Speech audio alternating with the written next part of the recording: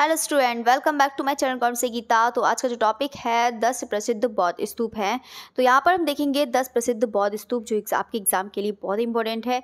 तो आपकी जो शॉर्ट नोट्स की जो क्लास चलती है बता देते हैं, 8:30 पर क्लास चलती है, डेली 8:30 क्लास चलती है, जिसमें आपके जो आपका पढ़ाया जाता है, जिसमें आपका है आर्टिस्ट भी हैं, आर्टिस्ट पढ़ाए जाते हैं और आपका वेस्टर्न भी है और साथ साथ में स्थापत्य भी चलता है। तो तीनों ही टॉपिक यहाँ पर पढ़ाए जाते हैं जो आपकी क्लास डेली 8:30 पर चलती है। तो आज का जो हमारा टॉपिक है वो कौन सा है? स्थापत्य का ही है, जिसमें हम देखेंगे 10 प्रसिद्ध बौद्ध स्तूप। तो चलिए फिर स्टार्ट करते हैं। पहले हम देख लेते हैं स्तूप होता क्या है, स्तूप के कौन कौन से भाग होते हैं। तो सबसे पहले आप लोगों को तो सभी लोग को दिख रहा होगा यहाँ पर। सबसे पहले हम यहाँ पर जानते हैं ये जो पार्ट आपको, ये वाला पार्ट जो दिख रहा है, ये क्या है? हर्मिका। इसे किस नाम से जानते हैं? हर्मिका। कभी कभी एग्जाम में पूछ लिया जाता है कि सबसे पहला या सबसे ऊपर जो है, सबसे पहले नंबर पर कौन सा आता है, तो ये आपका आता है छत्र। छत्र भी बोल सकते हैं, छत्री भी बोल सकते हैं, तो दोनों ही आप लोग नाम याद कर सकते हैं। दूसरे नंबर पर है ये आपका है हर्मिका, जो आपका सेकंड नंबर पर आता है। फर्स्ट नंबर पे छत्र, सेकंड नंबर पर आपका हर्मिका हो जाएगा।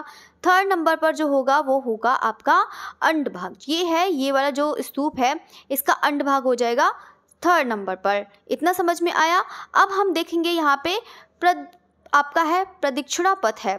ये जो है प्रदक्षिणा पथ वाला ये है, ये होता है यहाँ पर आप लोग देख सकते हैं, ये है और ये जो है मेधी है, ये वाला जो है ये प्रदक्षिणा पथ है, ये वाला, ठीक है। इसको हम कहते हैं, ये है, ये क्या हो जाएगा आपका मेधी। ये जो स्तूप में बने हैं, बाकी तो तोरण तो सभी लोग जानते होंगे, बाकी ये जो है वेदिका है, ये जो बनी है ये क्या है? वेदिका है।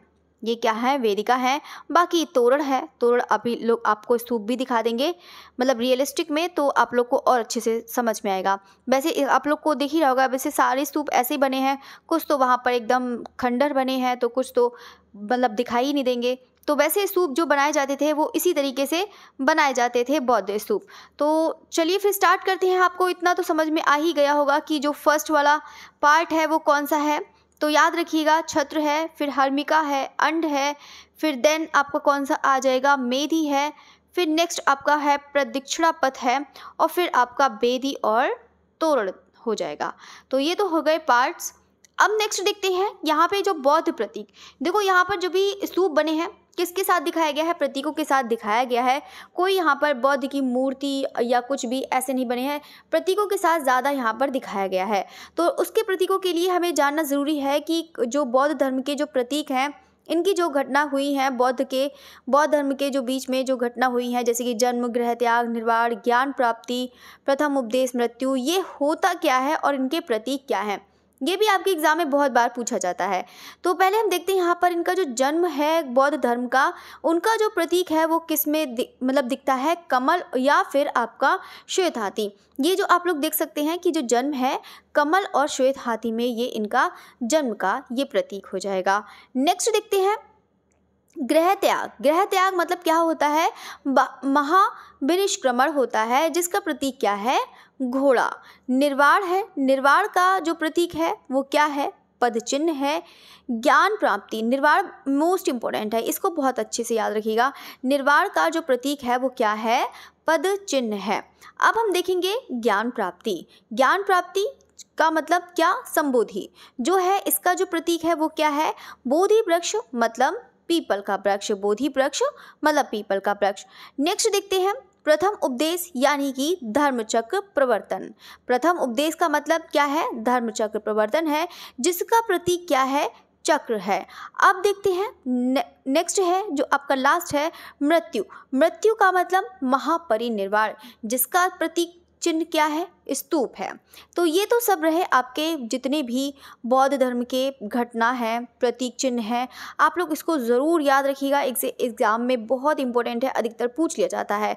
तो आपको जन्म बता दिया है, गृह त्याग, निर्वाण, ज्ञान प्राप्ति, प्रथम उपदेश, मृत्यु, सब बता दी है, आप उसको ज़रूर तैयार करिएगा। अब हम देखते हैं स्तूप के बारे में। तो पहला स्तूप के बारे में पढ़ते हैं यहाँ पर, पिपरवा स्तूप। तो पिपरवा स्तूप के बारे में पढ़ते हैं। पिपरवा स्तूप जो स्थान पर पड़ता है, सिद्धार्थनगर जिला बस्ती यूपी में पड़ता है, और इसका उत्खनन किसने करवाया है? 1897 से 98 के बीच में WC पेपे ने कराया है। अब हम देखेंगे कि उत्खनन से जो पता चलता है, जो पिपरवा स्तूप है उसके उत्खनन से पता चलता है कि इसका जो निचला भाग है प्राक मौर्य काल है और ऊपरी भाग मौर्य काल है। यानी कि जो पहला जो निचला भाग है वो मतलब मौर्य काल से पहले का है और इसका ऊपरी भाग मौर्य काल है। ये चीज़ क्लियर हो गई।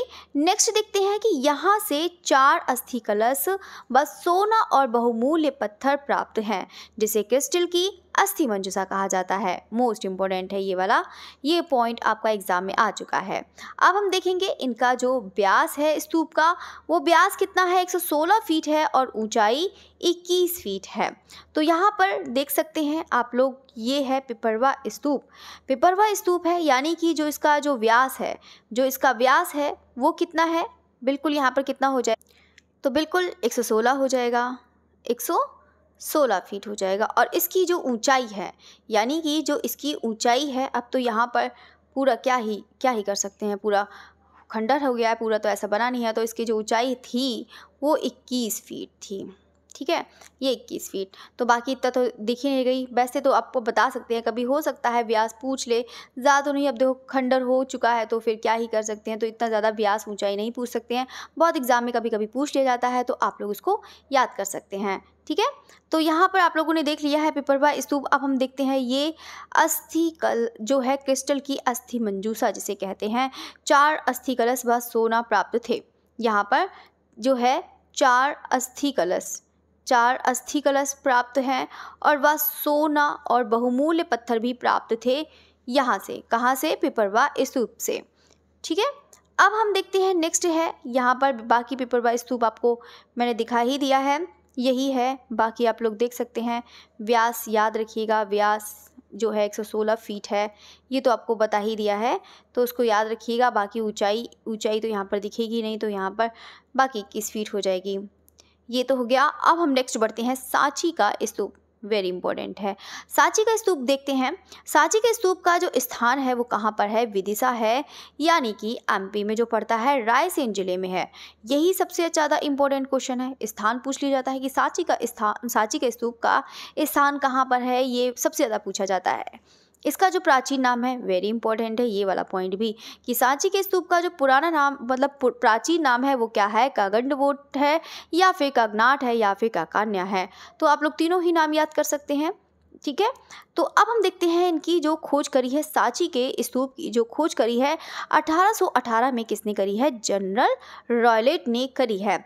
और इसका निर्माण किस धातु, वो कौन से पत्थर से बना है? लाल भलुआ पत्थर से बना है। और इसका व्यास इससे पहले पिपरवा स्तूप की कितनी थी बताइएगा, कमेंट करके बताइएगा। तो इसका व्यास है 120 फीट है, 36 मीटर, ऊंचाई 54 फीट है। ये है पूरा, मतलब मीटर में भी यहाँ पर मेंशन कर दिया है, आप लोग चाहे तो मीटर में भी याद कर सकते हैं। ये तो हो गया, व्यास हो गया, निर्माण हो गए, खोज हो गई। ये तो पूरा ही सांची स्तूप तो आप लोग पूरा ही याद कर लेना, मोस्ट इंपॉर्टेंट है, बहुत बार इससे क्वेश्चंस बन जाते हैं। तो अब हम देखेंगे कि मुख्य व प्राचीन तोरण द्वार जो हैं कौन कौन से हैं। देखो यहाँ पे पहले देखते हैं तोरण द्वार है कौन कौन से हैं। दक्षिण तोरण द्वार है, उत्तर है, पूर्व है और पश्चिमी तोरण द्वार हैं। ये तो हो गए पूरे आपके चारों दिशाओं के। अब हम देखते हैं कि यहाँ पर जो सबसे प्राचीन तोरण द्वार है वो कौन सा है? पश्चिमी है। सबसे सुरक्षित तोरण द्वार है वो आपका उत्तरी तोरण द्वार हो जाएगा। इसका जो निर्माण समय है, सांची स्तूप का जो निर्माण समय है वो कितना है? 250 ईसा पूर्व है, जो कब का है? मौर्य कालीन का है। इसे सम्राट अशोक अथवा उनके किसी प्रतिनिधियों द्वारा बनवाया गया था। कौन सा? सांची का स्तूप। अब हम देखते हैं यहाँ पर सांची का स्तूप। तो आप लोग को यहाँ पर सांची का स्तूप दिखाई ही दे रहा होगा। इसके हम निर्माण की भी बात बता देते हैं कि बहुत सारे स्टूडेंट को निर्माण में कन्फ्यूज़न हो जाता है। जैसे कि जो सांची का स्तूप का जो निर्माण है, निर्माण समय तो आप लोग जानते हैं इसका 250 ईसा पूर्व है, 250 ईसा पूर्व है और कम मौर्य कालीन है। लेकिन इसका वो निर्माण जो करवाया था, यानी कि जीर्णोद्धार करवाया है, वो किसने करवाया है? शुंग काल में। ये कब हुआ है? शुंग काल में सातवाहन नरेशों के द्वारा ये कार्य हुआ है, यानी कि इसका पुनर्निर्माण। तो आप लोग देख सकते हैं कि ये जो सांची का स्तूप है इसका जो टाइम पीरियड है वो कितना हो जाएगा, 250 ईसा पूर्व है। यानी कि आप लोग कह सकते हैं नींव रखी थी वो मौर्य कालीन में है, लेकिन ये जो बना था, ये जो आप लोग यहाँ पर देख रहे हैं, ये जो बना था वो शुंग काल के सातवाहन नरेशों द्वारा तैयार किया गया है। वैसे पॉइंट्स मैंने लिख रखे हैं, आप लोग को अच्छे से समझ में आएगा। तो ये जो आप लोग देख सकते हैं कि यहाँ पर ये भी बता देते हैं कि सातवाहन नरेशों ने यहाँ पर इसके ऊपर क्या करवाया था, एक पत्थर जड़वाया था। ठीक है, क्या जड़वाया था, पत्थर जड़वाया था ये, और उस पर एक अलंकृत मतलब जो है अलंकृत डिज़ाइन भी करवाई थी। तो आप लोग यहाँ पर देख सकते हैं, चाहे तो मैंने पिक्चर्स भी लगाई है, तो अब तो इतना साफ क्लियर दिखेगा नहीं, लेकिन आपको तोरण द्वार के बारे में चलो बता देते हैं कि तोरण द्वार सब लोग जानते हैं कि सबसे ज़्यादा सुरक्षित जो तोरण द्वार है वो कौन सा है आपका, कौन सा हो जाएगा, उत्तरी तोरण द्वार हो जाएगा। कौन सा हो जाएगा, उत्तरी तोरण द्वार है। और ये भी बता देते हैं कि यहाँ पर आप लोग देख सकते हैं कि जो पिक्चर्स बनी हैं, ये पिक्चर्स जो बनी हैं यहाँ पे सब अलंकृत बनी हुई हैं, डिज़ाइन करी हुई हैं यहाँ पर। ठीक है, तो इसके बारे में अब हम देखते हैं, इसके थोड़ा सा उसके बारे में बता देती हूँ कि पुनर्निर्माण के बारे में बता देते हैं कि शुंग काल के, ये पॉइंट मैंने लिख रखा है कि शुंग काल के सातवाहन नरेशों द्वारा इसके ऊपर पत्थर जड़वाया गया था और तोरण द्वार भी पत्थर से बनवाए एवं अलंकृत भी करवाए थे, जो अभी आप लोगों ने देखे थे, तथा मूर्तियां भी बनवाई थी, तो वो भी आप लोगों ने देखे थे। जो तोरण द्वार में ये आप लोग को दिख रहा है, यहाँ पर मूर्तियां भी दिख रही होंगी, यहाँ पर दिख रहे हैं ना, ये मूर्तियां दिख रही हैं, ये सबको दिख रहा होगा। यहाँ पर काफ़ी लोग मतलब जो है ये आप लोग देख सकते हैं यहाँ पर। ठीक है, तो इस पर मूर्तियां भी बनवाई थी। ठीक है, तो अब हम बात करते हैं यहाँ पर नेक्स्ट बात करते हैं कि इसके अलावा मतलब ये तो हो गया कि तथा मूर्तियां भी बनवाई थी। इसके तोरण द्वार में जो मतलब इसके जो तोरण द्वार जो बने हैं वो प्रथम सदी ईसा पूर्व में लगभग बनवाए गए थे। मतलब पूरा इसका एग्जैक्ट पूरी डेट नहीं पता है, लेकिन जो है लगभग बता रहे हैं यहाँ पे प्रथम सदी ईसा पूर्व में बनवाए गए थे। मेजर कोल की बात करती हैं, ये भी आपका एग्जाम में आ गया है। तो मेजर कोल जो है इन्होंने 1881 में इसके संरक्षण कार्य को गंभीरता से लिया और की 3 वर्ष अल्पकाल में इसके आसपास के स्थानों की सफाई करवाई थी। ये जो किसका है श्रेय जाता है, इसका तो मेजर कोल है। तो इसका स्मारक को 1989 में यूनेस्को द्वारा विश्व धरोहर स्थल में शामिल किया था। कब शामिल किया था, 1989 में शामिल किया है। नेक्स्ट देखते हैं कि तोरणों की जो संरचना है। अब तोरणों की जो संरचना है वो कैसी है, अभी आप लोगों ने देखा भी था, इसके अलावा भी मैं बता देती हूँ कि जो तोरण जो बने हैं उसकी संरचना कैसी है। तो यहाँ पर उसका जो प्रवेश द्वार, शुंग काल में तोरण द्वार जो बनाए गए हैं वो शुंग काल में सातवाहन नरेशों द्वारा बनाए हैं, ये तो मैंने आपको बताया ही था। जो तोरण द्वार की ऊंचाई है, जो तोरण द्वार थे उसकी ऊंचाई जो है यहाँ पर होगा, इस पिक्चर भी तो बता देते हैं। ठीक है, तो चलिए यहाँ पर है ही नहीं, चलो कोई बात नहीं, बाकी ऊपर ही है। आप लोग समझ गए होंगे यहाँ पर किसकी बात कर रहे हैं। इसकी जो तोरण जो है बने हुए हैं, ये जो बने हुए हैं इसकी ऊंचाई की बात कर रहा है। ठीक है, इसकी ऊंचाई की यहाँ पर बात कर रहा है। इसकी जो ऊंचाई है वो कितनी हो जाएगी, 34, एक मिनट, 34 हो जाएगी। कितनी हो जाएगी, 34 हो जाएगी। इसकी जो तोरण द्वार जो बने हैं इसकी जो ऊंचाई है वो कितनी है, 34 है। बाकी नेक्स्ट देखते हैं, इसका जो पॉइंट है यहाँ पर शुंग काल में तोरण द्वार बनाए गए, ये तो पता ही चल गया है। तोरण पर बुद्ध के जीवन की जातक कथाएं और आदि दृश्य रिलीफ उत्कीर्ण हैं, अभी आपको दिखाया है। वह शाल बंजिकाएं भी उत्कीर्ण हैं। क्या है, शाल बंजिकाएं भी उत्कीर्ण हैं। अब क्या कौन सी है वो भी आपको दिखा देते हैं। शाल बंजिका की फ़ोटोज़ देख लेते हैं, उसकी भी पिक्चर भी। तो यहाँ पर आप लोग देख सकते हैं कि जो अभी तोरण द्वार दिखाए हैं वहीं पर बनाया है, मतलब उसी का ही एक क्रॉप करके ले लिया गया है पिक्चर। तो आप लोग देख सकते हैं यहाँ पर जो तोरण द्वार हैं उसी पर ही बना था। अब मैं अभी आपको दिखा दूँगी कहाँ पर बना है। तो ये जो है शाल भंजिका, तो ये शाल भंजिकाएँ भी उत्कीर्ण हैं यहाँ पर। इनको वृक्षिका यक्षी भी कहा जाता है, इसको भी मैंने मेंशन कर रखा है, तो आप लोग पढ़ सकते हैं, ऐसे ही बता रही हूँ आपको। मतलब वृक्षिका यक्षी भी इनको कहा जाता है जो शाल भंजिका बनी हुई हैं। तो यहाँ पर आप लोगों ने देख लिया। अब हम नेक्स्ट पॉइंट पढ़ते हैं यहाँ पर कि जो तोरण द्वार हैं वो आपको पता है कि उत्तर में भी है, पूरब पश्चिम, तो चार हैं टोटल तोरण द्वार जो स्तूप पर बने हैं। नेक्स्ट देखते हैं मूर्तियाँ। देखो मूर्तियाँ भी बहुत ज़्यादा फेमस हैं जो स्तूप की हैं। तो दक्षिण तोरण द्वार पर बनी है गज लक्ष्मी है जो बना है। यहाँ पे सम्राट के जो है रामग्राम यात्रा है, और यहाँ पे बेसांतर जातक और छतंत्र जातक कथा का भी अंकन हुआ है। जेतवन दान स्मृति का भी है, और यहाँ पर युद्ध का दृश्य भी दिखाया गया है। पूरी तोरण द्वार में क्या है, 7 बुद्ध की तपश्चर्या का है, महाविष्णुकर्मण है यानी कि ग्रह त्याग है जो अभी मैंने आपको बताया था, जो प्रतीक चिन्ह से लिया है। यहाँ पर कोई भी बुद्ध भगवान का ऐसा कुछ भी नहीं बना है, सिर्फ ये है कि इनके प्रतीकों के द्वारा इनको यहाँ पर दिखाया गया है जो बुद्ध भगवान को दिखाया है। पश्चिमी तोरण द्वार में जो है अस्थियों के लिए यहाँ पर ग्रह कप जो है युद्ध का है, यहाँ पर अस्थियों के लिए युद्ध का है, और महाकवि जातक कथा है। तो यहाँ पर बस यही कहने का मतलब है कि जितने भी तोरण द्वार में आप लोग यहाँ पर पिक्चर्स देख सकते हैं, यहाँ पर आप लोग को बहुत छोटी छोटी देखो, यहाँ पर देखो जो अभी पिक्चर दिखाई थी आपको, ये वाली दिखाई थी, यहाँ पर बनी थी शाल भंजिका, ये वाली जो अभी बड़ी पिक्चर्स में दिखाई है। और वहीं जब ऐसे ही यहाँ पर जो आपको मैंने बताया था कि दक्षिण तोरण द्वार में ये सब बना है, इसी तरह से अलंकृत यहाँ पर किया गया है। सारी पिक्चर्स यहाँ पर बनाई गई हैं, आप लोग यहाँ पर देख सकते हैं। उसी का ही मैंने यहाँ पर क्रॉप करके यहाँ पर जूम करके आप लोग देख सकते हैं। ये वाली जो पिक्चर्स एकदम बड़े साइज़ में दिखाई गई हैं, यही पिक्चर हैं जो बनाई गई हैं। जातक कथाएं हैं, शाल भंजिकाएं हैं, ये वाली जो पिक्चर है ये वाली, ठीक है। तो अब आप लोग को समझ में आ रहा होगा।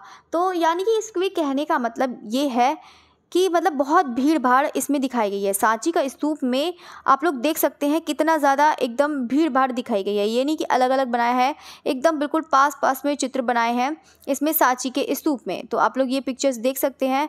बाकी यहाँ पर नेक्स्ट पॉइंट भी देख लेते हैं कि कौन से तोरण द्वार का जो है यहाँ पर, इसके अलावा भी देख लेते हैं। तो अब हम देखते हैं कि तोरण द्वार की जो संरचना है वो कैसी है। यह तोरण द्वार है सफ़ेद चूना पत्थर के हैं। तोरण द्वार जो बने हैं वो कैसी हैं, सफ़ेद चूना पत्थर के बने हैं, और इस स्तूप में तोरण द्वार पर शाल भंजिका यक्षी प्रमुख है। कौन सी है, शाल भंजिका, जो अभी मैंने आपको दिखाई थी, जो वृक्षों पर डाल पकड़े हुए दिखाया गया है।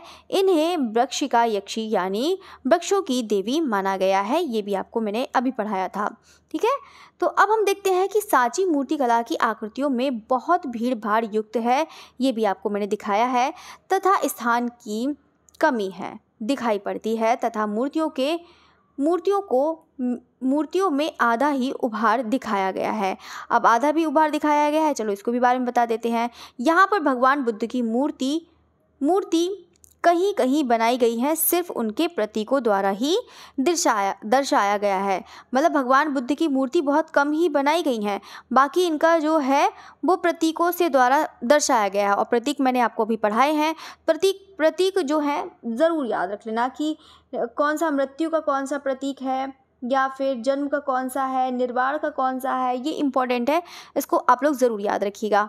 अब हम देखते हैं कि जो मतलब सांची स्तूप में जो बने हैं वो कैसे बने हैं। मतलब ये है आधा, मतलब अभी आप लोगों ने पढ़ा था कि मूर्तियों में आधा ही उभार था, मूर्तियों में जो है आधा ही उभार था, यानी कि आप लोग बैक में नहीं देख सकते हैं। ये जो आपको उभार जो दिख रहा है यहाँ पर मूर्तियों का, वो आधा ही है, यानी कि सिर्फ जो सामने से आपको दिख रहा है बस उतना ही उभार है इसमें। मतलब पीछे की साइड में जैसे आप लोग मूर्ति देखते हैं तो चारों तरफ से देख सकते हैं, तो वो ये पूरा होता है, रिलीफ में पूरा बना है। लेकिन इसका जो है इसका अलग मेथड है, सिर्फ ये आगे से ही उभार है, यानी कि आधा ही उभार है इनकी मूर्तियों में सांची के स्तूप में, ठीक है।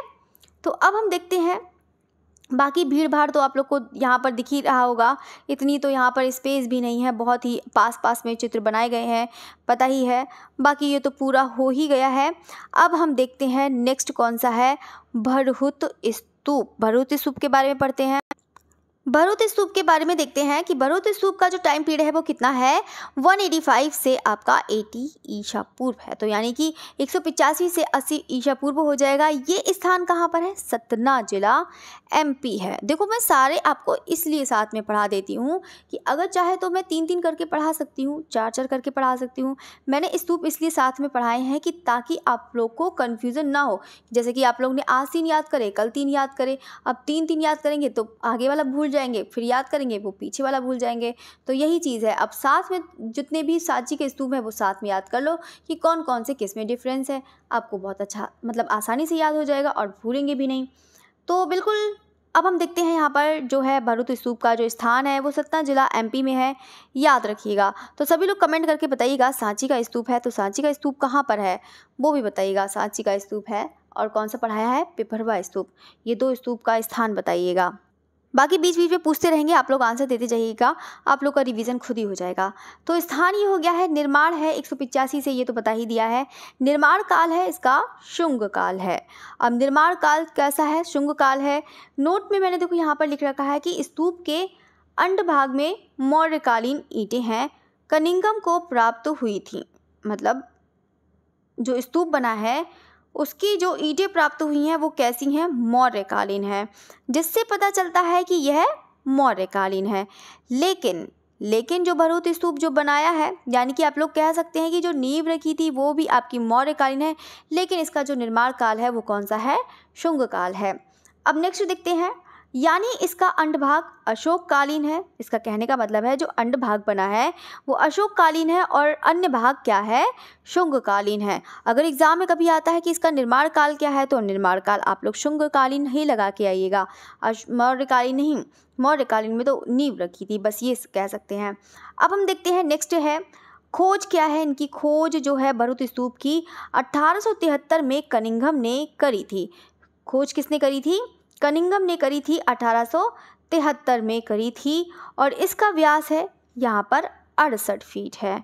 और उसका बताइएगा, सांची के स्तूप का बताइएगा व्यास, आप लोग बताइएगा कमेंट करके जल्दी से फटाफट बताइएगा कि सांची के स्तूप का व्यास कितना है। और पिपरवा स्तूप का भी बताइएगा। तो तोरण द्वार है, इसमें 4 हैं, पता ही है। अवशेष भारतीय संग्रहालय कोलकाता में है। भरूच स्तूप है, भरूच स्तूप का आप लोग को देखने को नहीं मिलेगा, ये भी आपका खंडर जैसे मिलेगा। और इसके जो स्तूप है, जितने भी अवशेष मिले हुए हैं वो आपके कहाँ पर हैं, भारतीय संग्रहालय कोलकाता में है। कहाँ पर है, भारतीय संग्रहालय कोलकाता में है। इसकी विशेषता क्या है, चपटे डॉल आकृति मूर्ति बनी है, बिल्कुल सेम जैसे कि अभी आप लोगों ने सांची के स्तूप में देखा था, लेकिन ये कुछ ज़्यादा ही चपटे बने हुए हैं। अभी आपको दिखा देते हैं पिक्चर। शुंग के शासनकाल में निर्मित शुंगकालीन मूर्ति कला दूसरे प्रमुख केंद्र भरूच है, जो मूर्ति कला दृष्टि में बहुत महत्वपूर्ण है। यानी कि इसका कहने के मतलब ये है कि शुंग काल के जो शासनकाल में जो निर्मित शुंगकालीन मूर्ति कला है, दूसरा प्रमुख केंद्र कौन सा है, भरूच है। तो यानी कि भरूच भी यानी कि मूर्ति के लिए अच्छा है। यहाँ पर भी उत्कृष्ट चित्र बने हैं, बहुत अच्छे चित्र बने हैं, किस में, भरूच स्तूप में। तो भरूच स्तूप में यानी कि सबसे अच्छा केंद्र है। तो यहाँ पर देखो, अब पिक्चर्स की बात कर रहे थे, ये जो अभी आप लोग ने सांची के स्तूप में देखा था कितना कम से कम उभार वाले थे, लेकिन यहाँ पर जो बने हुए हैं इसकी जो पहचान है वो क्या है, चपटे डॉल आकृतियाँ हैं। यहाँ पर आप लोग देख सकते हैं कैसी हैं, चपटे डॉल आकृतियाँ हैं भरूच स्तूप में। बाकी इसकी खोज किसने करी है, जल्दी से बताइएगा। अभी अभी आप लोगों ने पढ़ा है, भरूच स्तूप की खोज किसने करी है, कमेंट बॉक्स में जल्दी से कमेंट करके बताइएगा। तो खोज है यहाँ पर बताइएगा 1873 में कनिंघम ने करी है। ठीक है, तो अब हम देखते हैं कि यहाँ पर जो भरूच स्तूप का है, यहाँ पर आप लोग देख सकते हैं ये माया देवी का स्वप्न का है। सब लोग जानते हैं ना, जन्म का प्रतीक कौन सा है, अभी आप लोग को मैंने बताया था, बौद्ध का जो जन्म प्रतीक है वो कौन सा हो जाएगा, हाथी या कमल। तो वही चीज़ है, ये जो है यहाँ पर माया देवी का स्वप्न है। यहाँ पर आप लोग देख सकते हैं ये जो चित्र बना हुआ है ये भी आपका अर्ध चित्र है, पूरा मतलब पूरा नहीं है, ये भी आपका वो है, चपटे में बना हुआ है, मतलब अर्ध चित्र बोल सकते हैं, अर्ध उभार बोल सकते हैं। ठीक है, तो ये तो हो गया है। अब हम देखते हैं यहाँ पर, ये तो मैंने आपको पूरा बता ही दिया है। नेक्स्ट देखते हैं इसके बारे में। और माध्यम क्या है इसका, लाल बलुआ पत्थर है, किसका, भरूच स्तूप का। यहाँ से लगभग 40 यक्ष यक्षिणी की प्रतिमाएं प्राप्त हुई हैं। कितनी प्रतिमाएं प्राप्त हुई हैं, 40 यक्ष यक्षिणी की प्रतिमाएं प्राप्त हुई हैं। यहाँ की मूर्तियाँ काष्ठ कला की परंपरा का एक विकसित स्वरूप है। यहाँ पर सांची व भरूच की मूर्ति शिल्प लोक शिल्प और लोक जीवन से अधिक प्रेरित है। भरूच के अधिकांश अवशेष भारतीय संग्रहालय कोलकाता में संग्रहित है। ठीक है, तो यहाँ पर आपको बता देते हैं कि यहाँ से जो है ये वाला पॉइंट इंपॉर्टेंट है, यहाँ से बता देते हैं। देखो, एक आपको याद रखना है कि लाल बलुआ पत्थर से बनी है और यहाँ से 40 यक्षिणी की जो यक्ष और यक्षिणी की प्रतिमाएं प्राप्त हुई हैं, ये पॉइंट याद रखना है।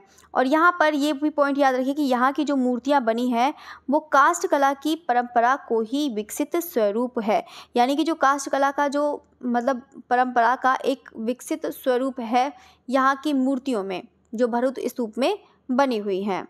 तो सांची व भरूच स्तूप के मूर्ति शिल्प लोक शिल्प और लोक जीवन से अधिक प्रेरित हैं, यानी इन्होंने दोनों की बात करी है। सांची और भरूच स्तूप की दोनों ही मूर्ति शिल्प किससे अधिक प्रेरित हैं? लोक शिल्प और लोक जीवन से अधिक प्रेरित है। नेक्स्ट पॉइंट देखते हैं कि भरूच की अधिकांश अवशेष भारतीय संग्रहालय कोलकाता में संग्रहित है। भरूच स्तूप के शिल्प में सबसे उत्कृष्ट चित्र जो है वो अर्धचित्र है। वो कौन सा है? माया देवी का स्वप्न है, जो मैंने अभी आप लोग को दिखाया है। बाकी जेतवन दास भी है। नेक्स्ट देखते हैं कि भरूच स्तूप की जो कला सांची की कला से अधिक विकसित थी, यानी कि कहने का मतलब ये है कि भरूच स्तूप में जो इतनी मूर्तियाँ बनी हैं वो सांची की कला से अधिक ज़्यादा विकसित थी, क्योंकि आप लोग यहाँ पर मूर्तियाँ देख सकते हैं। जैसे कि आप लोगों ने सांची के स्तूप में देखा था, शाल भंजिका वाली देखी थी। भरूच स्तूप में यहाँ पर माया देवी का स्वप्न देख रहे हैं, जेतवन दास देख रहे हैं। इसके अलावा भी यहाँ पर बहुत सारी है, तो आप लोग ये देख सकते हैं। ठीक है, तो यही कहने का मतलब है कि भरूच की कला सांची की कला से अधिक विकसित थी। इस समय लोक शैली भरूच और सांची की उन्नत दोनों शैलियों का बराबर ही चल रही थी। ठीक है, मतलब एक तरफ कह रहे हैं कि मतलब उन्नति थी, एक तरफ कह रहे हैं कि बराबर चल रही थी। मतलब कहने का मतलब यह है कि भरूच की जो है वो सबसे ज़्यादा अच्छी थी, जो मूर्ति शिल्प थी, ये चीज़ है। उन्होंने मतलब बहुत ज़्यादा बनाए हैं, बहुत सारी पिक्चर्स थी, बहुत सारी जो मतलब उसके बारे में बनाए हैं बौद्ध जीवन से संबंधित। भरूच स्तूप में जो है भरूच शिल्प में भी बुद्ध की अनुकृति नहीं है, जैसे कि सांची के स्तूप में था। सांची के स्तूप में भी ज़्यादा बौद्ध की मूर्ति नहीं है, उनको प्रतीकों के साथ दिखाया गया है। सेम ऐसा ही यहाँ पर भरूच स्तूप में है। तो भरूच स्तूप को यहाँ पे प्रतीकों द्वारा प्रदर्शित किया गया है। भरूच स्तूप में प्रतीकों में क्या था? स्तूप, चरण पादुका, चरण चिन्ह, धर्म चक्र और बोधि वृक्ष। ये तो मैंने आपको प्रतीकों में बता ही दिया है कि कौन कौन से किसके प्रतीक हैं। ठीक है, अब हम देखते हैं कि यहाँ पर पत्थर का प्रयोग किया है, तो वो कौन से किया है। तो यहाँ के शिल्पों में चुनार पत्थर, लाल बलुआ पत्थर का प्रयोग हुआ है। तो कमेंट बॉक्स में बताइएगा, आप लोग कमेंट करके बताइएगा कि सांची के स्तूप में कौन से पत्थर का प्रयोग हुआ है, बताइएगा। ये भी इम्पोर्टेंट है, आपके एग्ज़ाम में आ जाता है। तो अब हम नेक्स्ट देखते हैं कि यहाँ पर व्यंग से संबंधित दृश्य अंकित हैं। अब कौन से हैं? बंदर साजे बाजे के साथ हैं। यहाँ पर जो बनाए हैं बंदर साजे बाजे के साथ हैं और दांत को रस्सी में फंसाकर हाथियों द्वारा खींचे जा रहे हैं, यानी कि ऐसे ऐसे पिक्चर्स बनी हैं। तो यहाँ पर आप लोग देख सकते हैं, वहाँ पर तो सांची के स्तूप में भीड़ भाड़ बहुत ज़्यादा एकदम पास में चित्र आकृतियाँ बनी हैं, लेकिन भरूच स्तूप में ऐसा नहीं है। भरूच स्तूप में एकदम अच्छे सब्जेक्ट के साथ, विषय के साथ यहाँ पर चित्रों को मतलब बनाया है, अंकित किया है भरूच स्तूप में। लेकिन सांची स्तूप में सिर्फ पास में बनाया है। ऐसा नहीं है कि कला इतनी बेकार थी वहाँ की, तो वहाँ पर भी बहुत अच्छी थी, भरूच स्तूप में भी अच्छी थी। बस ये है कि यहाँ पर विषय के साथ उन्होंने बहुत सारे बनाए हैं, जैसे कि जेतवन दास का माया देवी का स्वप्न बनाया है। अभी आप लोगों ने ये भी देखा था, बंदर के साजे बाजे के साथ दांत को रस्सी से में फंसाकर हाथियों के द्वारा खींचे जा रहे हैं, इस टाइप से कहने का मतलब है। नेक्स्ट देखते हैं कि यक्ष और यक्षिणी मोस्ट इम्पॉर्टेंट है। अब यहाँ पर सब लोग जानते हैं कि कितने यहाँ पर 40, कम से कम 40 यक्ष यक्षिणी की प्रतिमाएं प्राप्त हुई हैं भरूच स्तूप से, कम से कम। तो यहाँ पर हम देखते हैं 40 में से जो कौन सी इम्पोर्टेंट है वो देखते हैं। पहले हम देखते हैं यक्ष का, देखते हैं यक्ष है यहाँ पर। यक्ष में कौन कौन है? तो गंगित यक्ष हैं या फिर गंगित यक्ष कह सकते हैं, सुप्रभास हैं, कुबेर हैं इम्पोर्टेंट है, सुचलोमा है, आज कालक हैं या फिर वीरहुड़िक है। ये जो है ये इतना यक्ष इम्पोर्टेंट नहीं है, लेकिन यक्षिणी वाला बहुत इम्पोर्टेंट है, आप लोग इसको ज़रूर याद रखिएगा। जिसमें है सुभद्रा, मोस्ट इम्पोर्टेंट है, सुभद्रा है। चिलकोका मोस्ट इम्पोर्टेंट है। मित्रकेशी वेरी इंपॉर्टेंट। यक्षी चंद्रिका ये भी आपका है। एक है अलम्बूसा, ये भी इम्पोर्टेंट है।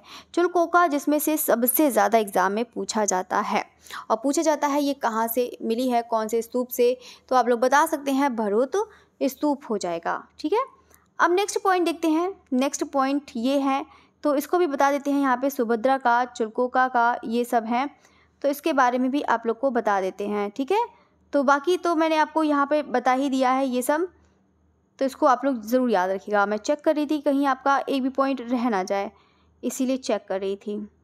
बाकी ये भी आपको पढ़ा ही दिया है। नेक्स्ट देखते हैं। अब देखते हैं कि सुभद्रा, ये है सुभद्रा और चिलकोका, ये जो हम पेंटिंग बनी है यहाँ पर सुभद्रा चिलकोका की यहाँ पर बनी है। आप लोग पूरी पिक्चर्स देख सकते हैं यहाँ पर। बाकी तो आपको पता ही है कि यहाँ पर जो भरूच स्तूप में कैसे बनाए गए हैं, चपटे डॉल आकृतियाँ बनाई गई हैं भरूच स्तूप में। ठीक है, नेक्स्ट देखते हैं। यही चीज़ है, चपटे बेडॉल कह रही हूँ, डॉल आकृतियाँ, बेडॉल तो नहीं है, भुज हैं। नेक्स्ट देखते हैं 4 नंबर का अमरावती स्तूप। अमरावती स्तूप में देखते हैं यहाँ पे 200 ईस्वी है, हीनयान और महायान से ये संबंधित है अमरावती स्तूप। अब अमरावती स्तूप कहाँ पड़ता है, स्थान कौन सा है, आंध्र प्रदेश के गुंटूर जिले में है। यह कृष्णा नदी के बाएं तट पर स्थित है। इसका प्राचीन नाम क्या है, धान्य कटक नाम है। तो बिल्कुल है, यहाँ पर इसका क्या नाम हो जाएगा, धान्य कटक नाम हो जाएगा। इसकी खोज किसने करी है, 1797 में करी है, कर्नल मैकेंजी ने करी है। इसका निर्माण क्या है, शुंग सातवाहन है। क्या है निर्माण काल, शुंग सातवाहन। ठीक है, तो आप लोग इसको चाहे तो आप लोग नोट कर लीजिएगा बाई चांस। देखो बहुत सारे स्टूडेंट ने तो मतलब ये है कि उन लोग के पास तो नोट्स होंगे, अगर बाई चांस किसी के पास नहीं है तो मैं चाहती हूँ कि उनको भी मिल सके, वो लोग भी तैयार कर लें।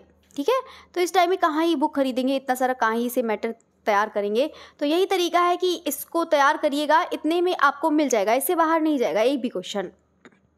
हम देखते हैं यहाँ पर निर्माण काल का है, शुंग सातवाहन है। आंध्र प्रदेश के जीत लेने के कारण ये आंध्र कहलाया, यानी कि आंध्र सातवाहन काल। तो माध्यम है श्वेत संगमरमर है, तो श्वेत संगमरमर के पत्थर से ये बना हुआ है अमरावती स्तूप। स्तूप अलंकरण पर गांधार शैली का प्रभाव था। किसका प्रभाव था, गांधार शैली का प्रभाव था किसके, अमरावती स्तूप पर। इसके अवशेष हैं वो कहाँ कहाँ पर संग्रहित है, ये इंपॉर्टेंट है, ये वाला इंपॉर्टेंट है, एक ये वाला पॉइंट इंपॉर्टेंट है। तो इसके अवशेष देखते हैं, ब्रिटिश म्यूजियम लंदन में है, और भारतीय संग्रहालय कोलकाता में है, और मद्रास संग्रहालय है। ये तीनों ही याद रख लीजिएगा कि कहाँ पर संग्रहित हैं, कौन सी शैली का प्रभाव है याद रखिएगा, बाकी कौन से स्थान पर है, और बाकी आपको याद रखना है इसका प्राचीन नाम, खोज सब याद रख लेना। बाकी इतना ही है, बस ज़्यादा नहीं है। ये है अमरावती स्तूप का यहाँ पे स्ट्रक्चर है, जो आप लोग देख सकते हैं। जो संग्रहालय है आपका, यहाँ पे 3 ही संग्रहालय, ये लेकिन ये जो अभी दिखाया है वो भारतीय संग्रहालय कोलकाता में है। इसके जो अवशेष हैं यहाँ पर तीनों ही जगह पर हैं, ये इसके जो अवशेष हैं तीनों ही जगह पर हैं। बाकी आप लोग को दिखा सकते हैं, ये जो बने हैं पिक्चर ये अमरावती स्तूप की हैं। बाकी नेक्स्ट देखते हैं यहाँ पर नीलकोंडपल्ली का स्तूप। ये भी आपका 200 ईसा पूर्व है, जो आपका अमरावती स्तूप का था। ये भी स्थान कौन सा है, अभी आप लोग सब इन आंध्र प्रदेश के देखेंगे, अभी जो बनेंगे वो सब आंध्र प्रदेश में देखेंगे, जो वर्तमान कहाँ है, तेलंगाना के मुगनी मुडेम नामक स्थान के आपका खम्मान में स्थित है।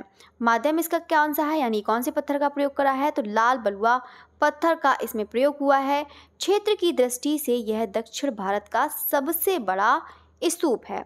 मतलब किसकी दृष्टि से, ये नहीं कि मतलब दक्षिण भारत का सबसे बड़ा स्तूप, क्षेत्र की दृष्टि से बता रहा है, याद रखिएगा, क्षेत्र की दृष्टि से ये दक्षिण भारत का सबसे बड़ा स्तूप है। यहाँ से बुद्ध की कितनी प्रतिमाएं हैं, 9 प्रतिमाएं मिली हैं। कहाँ से, नीलकोंडपल्ली।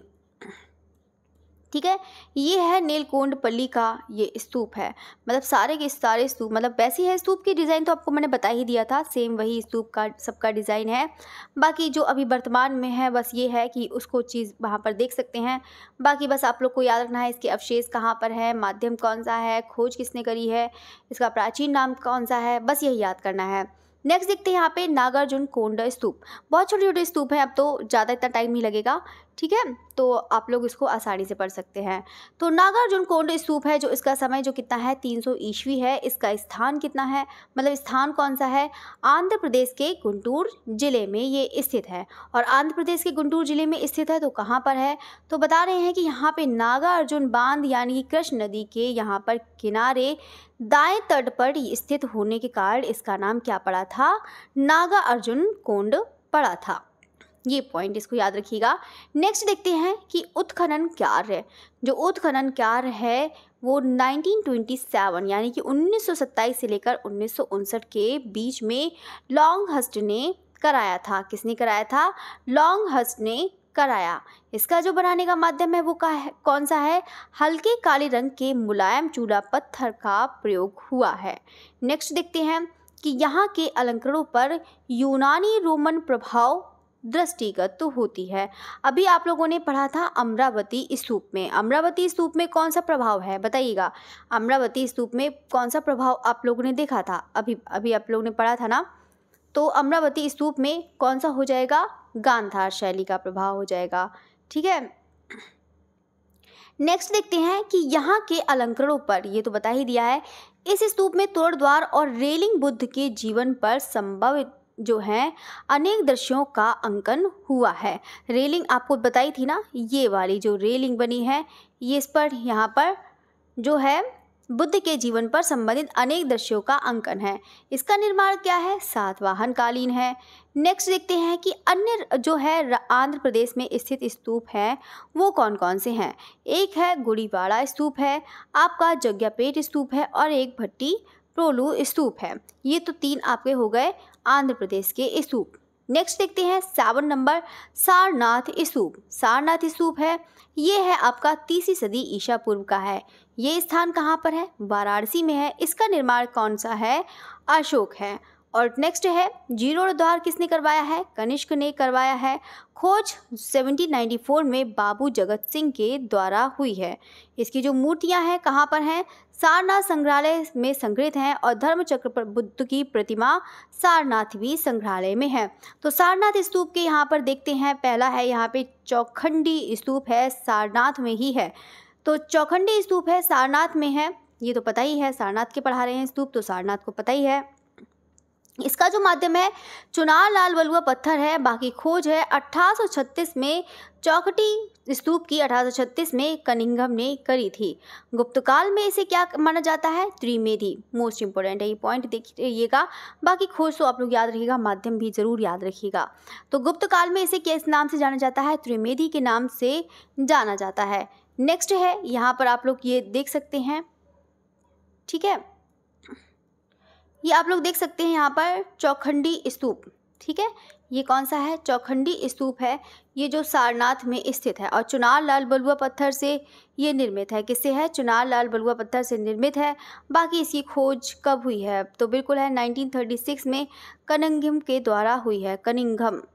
नेक्स्ट देखते हैं धर्मराज का स्तूप है। इसके बाद बस एक बचा है, ये भी बहुत छोटा सा है तो इसको भी पढ़ लीजिएगा। तो धर्मराज का स्तूप है, इसका है 3री ईसा पूर्व से लेकर 8वीं ईस्वी है इसका जो टाइम पीरियड है।